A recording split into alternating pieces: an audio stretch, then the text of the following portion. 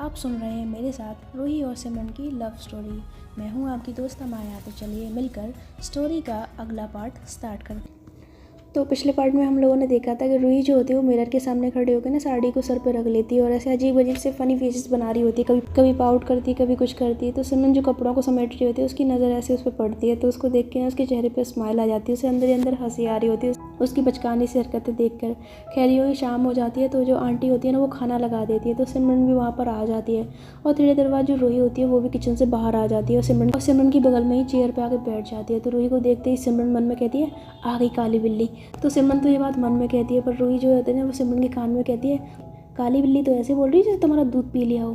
तो सिमरन एकदम शॉक हो जाती है कि इसे कैसे पता था कि वो मन में क्या सोच रही है।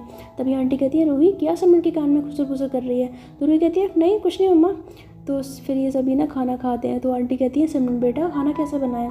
तो सिमरन कहती है, वाकई आंटी खाना बहुत ज़्यादा टेस्टी बना है, कसम से आपके हाथ चूमने का मन कर रहा है, क्या जादू है आपके हाथों में। तो आंटी कहती है, अच्छा ऐसी बात है। तो सिमरन कहती है, हाँ सच में। तो आंटी कहती है, रूही तो फिर ठीक है कर दे अपने हाथ आगे। तो सिमरन ये सुन के ना रूही की ओर देखती है, तो रूही नोटी सी स्माइल करते हुए ना अपने दोनों हाथों को सिमरन के आगे कर देती है। तो सिमरन कहती है, क्या ये हाथ क्यों आगे कर दिए तुमने। तो रूही कहती है, चूमने के लिए। तो सिमरन कहती है, व्हाट। तो रूही कहती है, व्हाट नहीं चुम्मा, चलो जल्दी से मेरे हाथों को तो चुम्मा। तो सिमरन कहती है, मैं क्यों दूँ। तो रूही कहती है, क्यों नहीं दोगी, हक है मेरा। तो सिमरन कहती है, काहे का हक। तो ये दोनों ने ऐसे बहस करने लग जाते हैं। तो आंटी जब इनकी बहस देखती है तो कहती है, ओहो क्यों लड़ रहे हो दोनों। तो सिमरन कहती है, आंटी यही देखिए ना खामखा बहस कर रही है, मैंने आपके हाथ चूमने को बोला था और ये अपना फ़ायदा उठाने के चक्कर में घूम रही है। तो आंटी हंसते हुए कहती है, अरे सिमरन तुम्ही ने तो कहा था कि खाना बहुत टेस्टी बना है, तो तुम हाथ चूमना चाहती हो। तो सिमरन कहती है, हाँ बोला था। तो आंटी कहती है, हाँ तो ये खाना मैंने नहीं बल्कि रूही ने बनाया है, इसलिए देखा जाए तो हाथ तो मैं रूही के ही चूमने चाहिए ना। तो ये सुनकर तो सिमरन के जो गले में जो मतलब खाना होता है ना जो खा रही होती है वो अटक जाता है और वैसे जोर जोर से ना हंसने लगती है। रूही कहती है, सिमरन सिमरन तू जल्दी से ना ऐसे पानी का गिलास उठाती है और उसको पिलाती है, तो उसकी पीठ को भी थपथपाती है। तो उसे कहती है, सिमरन तुम ठीक हो ना। तो सिमरन कहती है, ठीक हूँ मैं। तो रूही ने जानबूझकर उसे छेड़ते हुए कहती है, जान आई नो खाना बहुत टेस्टी बना है, पर फिर भी धीरे धीरे खाओ ना, इतनी जल्दी खाने की क्या ज़रूरत थी। तो ये सुनकर तो सिमरन ऐसे ना उसे घूर के गुस्से से देखती है। तो रूही को देखती है ना तो आंटी हंसते हुए अपना मुंह दूसरी साइड कर लेती है। तो रूही को भी बड़ा मज़ा आ रहा होता है सिमरन को छेड़ने में, पर सिमरन को तो गुस्सा आ रहा होता है। तो वो धीरे से ऐसे मुंह में कहती है, बेटा तू तो अंदर आ, तेरे को तो अंदर बताती हो। तो ऐसा कह के ना वो कहती है, अच्छा आंटी अब मेरा खाना हो गया, मैं ये बर्तन साफ़ करके आती हूँ। तो आंटी कहती है, अरे नहीं बेटा इसकी कोई ज़रूरत नहीं है, यही रख दो मैं कर लूँगी। तो सिमरन कहती है, नहीं मैं करती हूँ ना। तो आंटी बोलती है, बेटा मैंने बोला ना रख दो यहीं पर, और तुम जाओ रूम में जाके आराम करो, वैसे भी कल फंक्शन है तो कल तो तुम बिल्कुल आराम नहीं कर पाओगे, इसलिए जाके सो जाओ। तो सिमरन कहती है, ठीक है। तो वो हाँ में गर्दन हिलाती है और फिर वहाँ से ना रूम में चली जाती है।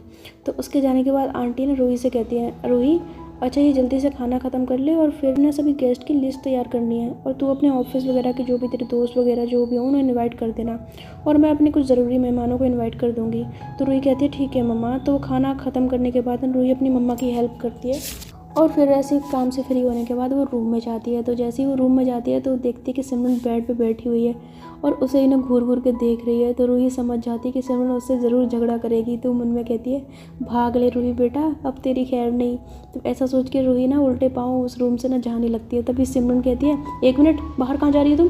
तो रूही कहती है, वो कुछ नहीं, वो बस अभी खाना खाया ना तो बाहर वॉक करने जा रही थी ताकि खाना अच्छे से ना डाइजेस्ट हो जाए। तो सिमरन कहती है, तुम्हारा खाना तो मैं डाइजेस्ट करवाती हूँ। तो रूही कहती है, क्या मतलब। तो सिमरन कहती है, अभी बताती हूँ। तो सिमरन ना ऐसे पिलो उठाती है और उसे मारना शुरू कर देती है।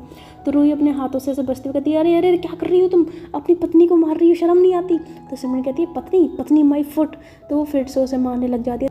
तो रूही ना बेड की साइड भागती है और वो भी एक पिलो उठा के बेड से अपना बचाव करते हुए कहती है, देखो सिमरन ये गलत बात है, तुम ये ठीक नहीं कर रही हो। तो सिमरन कहती है, क्या ठीक नहीं कर रही हो, क्या बकवास कर रही थी तुम बाहर आंटी के सामने। तो ऐसा कह के ना वो पिलो से फिर रूही को मारने लग जाती है। तो रूही कहती है, आउच लग गई, बकवास कौन सी बकवास, मैंने क्या बकवास की। तो सिमरन कहती है, इतनी जल्दी भूल गई, क्या बोल रही थी आंटी के सामने, जान धीरे धीरे खाओ ना, तुम्हारी हिम्मत कैसे हुई मुझे जान बोलने की। तो फिर से रूही को मारने लग जाती है। तो रूही ना बेड पर चढ़ जाती है और इन दोनों के बीच में ऐसे पिलो फाइट हो रही होती है। ऐसा लगने से लग रहा होता है कि मतलब तलवारबाजी चल रही है इनके बीच में। तो सिमरन कहती है, बोलती क्यों नहीं, तुमने मुझे जान कैसे बोला। तो रूही कहती है, अरे वो तो मम्मा के सामने फ्लो में निकल गया, तो इसमें इतना क्या भड़क रही हो। तो सिमरन कहती है, अच्छा किसी दिन फ्लो में ना मेरे हाथों तुम्हारा मर्डर भी हो जाएगा, समझी तुम। तो रूही कहती है, उसमें क्या नई बात है, वो तो तुम रोज़ ही करती हो। तो सिमरन कहती है, क्या। तो रूही कहती है, हाँ तो जब देखो अपनी इस तलवार जैसी पैनी जबान से मेरा सीना सीना जल्दी करती रहती हो, जब तो कुछ ना कुछ बोलती रहती हो जिससे मेरे को अंदर ही अंदर आग लगती रहे। तो सिमरन कहती है अरे सीना तो मेरा जल्दी हो गया है तुम्हारी वजह से। क्यों मैंने माँ की बात मान ली उस दिन, क्यों सबके सामने कह दिया कि मुझे तुम्हारे साथ और इस शादी से कोई प्रॉब्लम नहीं है, क्यों कह दिया मैंने। काश मैं ऐसा ना करती तो मेरे रिश्ते नाते, मेरी ज़िंदगी सब कुछ खुशहाल होती, मेरे पापा मुझसे रिश्ता ना तोड़ते, और ये सब तुम्हारी वजह से हुआ है, तुम जिम्मेदार हो मेरी परेशानियों की। तो सिमरन ने फिर से ना उससे कड़वी बातें बोलने लग जाती है, और उसकी बातें सुनकर तो रूही को बहुत ज़्यादा बुरा लगता है। और सिमरन जो होती है उससे काफ़ी कुछ उल्टा सीधा बोलने के बाद ना ऐसे वॉशरूम में चली जाती है रोते हुए। तो उसके जाते ही रूही का मन भी बहुत ज़्यादा उदास हो जाता है, और वो उदास मन से कहती है अब मैं तुम्हें कैसे समझाऊँ यार, क्या करूँ ऐसा कि तुम्हें मुझ पर यकीन आ जाए, तुम समझ पाओ कि मैं बुरी नहीं हूँ। ना जाने कब वो दिन आएगा जब तुम्हारी आंखों में मैं अपने लिए नफरत और गुस्से के बजाय प्यार देख पाऊंगी। प्यार ना सही, कम से कम अपने लिए इज्जत तो देख पाऊँ। तो ऐसा कहते हुए रूही की आंखें भी भर आती हैं, और रूही की पलकों से ऐसे ही ना बेड पे लेट जाती है और अपनी आंखें बंद कर लेती है और अपने कॉलेज के पुराने दिनों में खो जाती है। और यहाँ पर एक फ्लैशबैक सीन होता है जहाँ पर सिमरन गार्डन में बैठी होती है और रूही उसके पीछे से उसकी आंखें बंद करके कहती है पहचानो कौन। तो सिमरन कहती है रूही मुझे पता है तुम हो, अब चलो आंखों से हाथ हटाओ मेरे। तो रूही हंसते हुए हाथ हटाते हुए कहती है सिमरन तुम्हें हमेशा कैसे पता चल जाता है, जबकि मैं तो कोई आभास भी नहीं करती। तो सिमरन कहती है बस लग जाता है पता। तो रूही पूछती है पर कैसे। तो सिमरन कहती है कैसे भी नहीं। अच्छा ये सब छोड़ो और ये बताओ कल शाम को तुम क्या कर रही हो, फ्री हो ना। तो रूही कहती है नहीं कल मैं फ्री नहीं हूँ। तो सिमरन कहती है क्यों, ऐसा क्या काम पड़ गया तुम्हें। तो रूही कहती है वो काम तो नहीं है पर हाँ। तो सिमरन कहती है पर। तो रूही कहती है वो क्या है ना कि कल मुझे कहीं बाहर जाना है। तो सिमरन पूछती है कहाँ जाना है। तो रूही कहती है वो अपनी किरण है ना, तो मैंने और उसने ना साथ में पार्टी का प्लान बनाया है, तो मैं उसके साथ जा रही हूँ। तो सिमरन कहती है क्या तुम उस किरण के साथ पार्टी करने जा रही हो। तो रूही कहती है हाँ। वैसे तुम्हें पता है सिमरन उसके पीछे ना सभी लड़के पड़े थे कॉलेज के, लेकिन उसने ना किसी को भाव नहीं दिया, और मैंने उसे एक बार पार्टी के लिए पूछा उसने तुरंत हाँ कर दिया। तो सिमरन कहती है जानती हूँ लड़की पटाने में तुम एक्सपर्ट हो। तो रूही कहती है अरे ऐसी बात नहीं है, मैंने तो उसे ऐसे ही पूछा तो वो अपने आप मान गई। तो सिमरन कहती है हाँ ठीक है। तो रूही पूछती है क्या हुआ, तुम्हारा मन क्यों उदास हो गया। तो सिमरन कहती है कुछ नहीं। तो रूही कहती है बताओ। तो सिमरन कहती है कुछ नहीं। तो रूही कहती है बताओ ना। तो सिमरन कहती है बोला ना कुछ नहीं। तो रूही कहती है अरे बताओ ना। तो सिमरन कहती है दिमाग क्यों ख़राब कर रही हो तुम।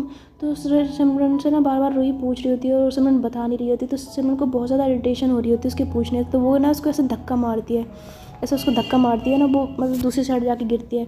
तो ये तो होती है फ्लैशबैक की बात जहाँ पे सिमरन ने उसको ऐसे धक्का मारा होता है रूही को, रूही जाके ऐसे गिरती है। लेकिन जो प्रेजेंट टाइम होता है उसमें भी जो होती है ना वो एकदम से रूही को धक्का लगता है, वो ज़मीन पे गिरती है, उसकी लग जाती है, तो वो करती है आउच। तो ऐसे आउच करके अपनी आंखें खोल के देखती है ना, तो वो देखती है कि वो अपने रूम में है और ऐसे ना बेड से नीचे गिर के ज़मीन पर पड़ी हुई है। तो वो ना देखती है कि बेड पर ऊपर ना सिमरन खड़ी हुई है। तो रूही ऐसे अपने कमर पे हाथ रख के ना खड़ी होकर कहती है ये मैं तो बेड पे थी, मैं नीचे कैसे गिर गई। तो सिमरन कहती गिरी नहीं हो, मैंने गिराया है। तो रूही कहती तुम पागल हो गया, तुमने मुझे नीचे क्यों गिराया। तो सिमरन कहती और क्या करती, तब से मैं आवाज़ें दी जा रही हूँ लेकिन तुम कुंभकर्ण की औलाद सुन ही नहीं रही हो, मैं कब से चिल्ला रही हूँ रूही रूही रूही, सुन रही थी तुम, तो मैं क्या करती, तुम सुन नहीं रही थी तो मैंने गिरा दिया। तो रूही कहती तुम्हारा दिमाग खराब है, अगर मैं सुन नहीं रही थी तो तुम्हें इस चीज़ से क्या प्रॉब्लम थी, अगर मैं सो रही थी तो मुझे सोने देती ना, तुमने मुझे नीचे क्यों फेंका। तो सिमरन कहती है हाँ तो तुम ही सोना जानती हो, मैं नहीं सोऊंगी, मुझे भी नींद आ रही है, मुझे भी सोना है। तो रूही कहती है हाँ तो सोना था तो सो जाती ना। तो सिमरन कहती है कहाँ सो जाती। तो रूही कहती है यार बेड पर सो जाती। तो वो कहती है उसमें तो तुम सो रही थी तो मैं कैसे सोती। तो रूही कहती है अच्छा मैं कि तुम्हें कोई राक्षस दिखाई देती हूँ, अरे मैं इस कोने पर सो रही थी तुम उस कोने पर सो जाती। तो सिमरन कहती है ओहो तुम्हें लगता है कि मैं तुम जैसी लड़की के साथ इस बेड पे एक ही बेड पे सोऊंगी, कभी नहीं। तो रूही कहती है क्यों, मेरे साथ तुम्हें सोने में क्या प्रॉब्लम है, मेरे शरीर में क्या कांटे लगे हुए तुम्हारे बॉडी में घुस जाते। तो सिमरन कहती है कांटे नहीं लगे हुए हैं पर मुझे ना तुम्हारी नीयत पर बिल्कुल भरोसा नहीं है। तो रूही कहती है क्या मतलब है तुम्हारा। सिमरन कहती है यही कि क्या पता रात को मैं सो रही हूँ और तुम मुझे ऐसे अपना मेरी नींद का फ़ायदा उठा के मुझे गपच लो। तो रूही कहती है कैसी लैंग्वेज का यूज़ कर रही हो, क्या बकवास कर रही हो तुम, तुम्हें क्या मैं ऐसी वैसी लड़की लगती हूँ।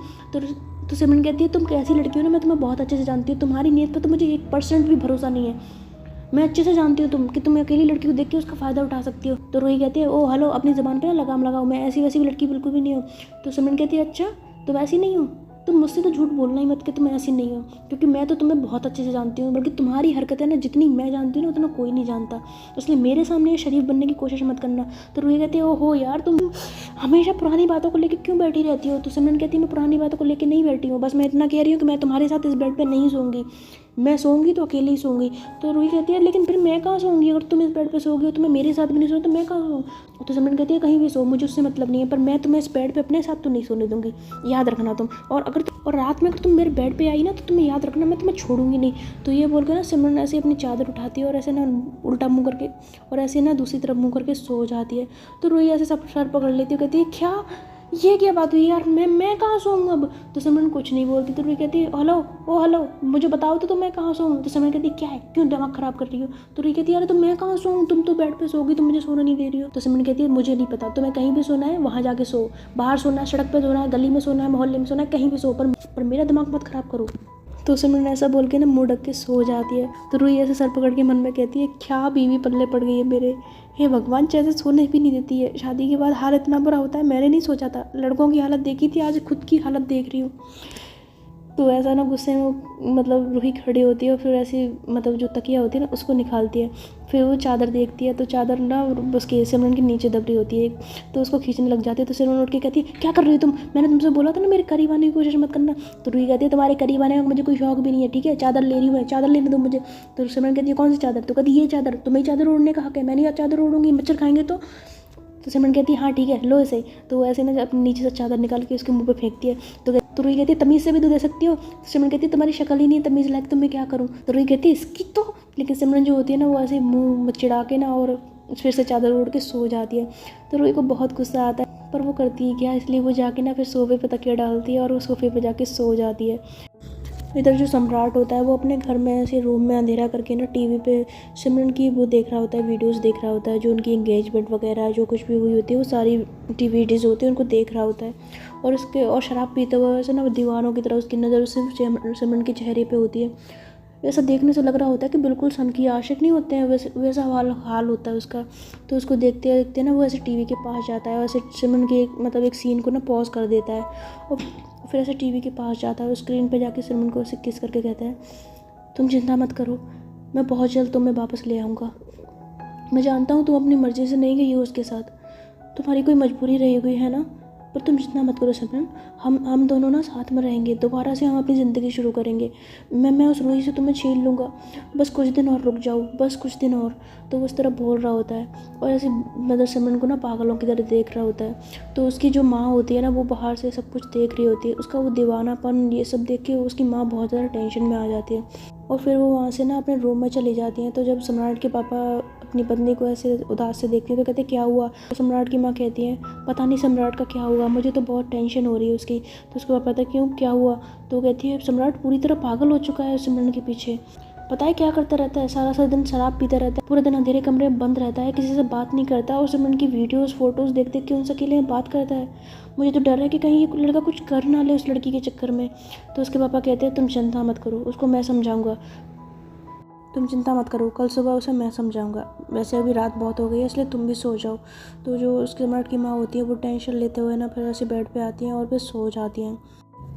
तो अभी के लिए सिर्फ इतना ही। तो जो स्टोरी पसंद आई हो तो मुझे कमेंट करके बता सकते हैं। साथ ही चैनल पर नए आए हैं तो चैनल सब्सक्राइब भी कर सकते हैं और मेरा दूसरा चैनल है, आप वहाँ पर भी इसी तरह की लव स्टोरी सुन सकते हैं। तो ठीक है, फिर मैं मिलती हूँ इस स्टोरी के नेक्स्ट पार्ट में, तब तक के लिए आप लोग अपना ख्याल रखिएगा।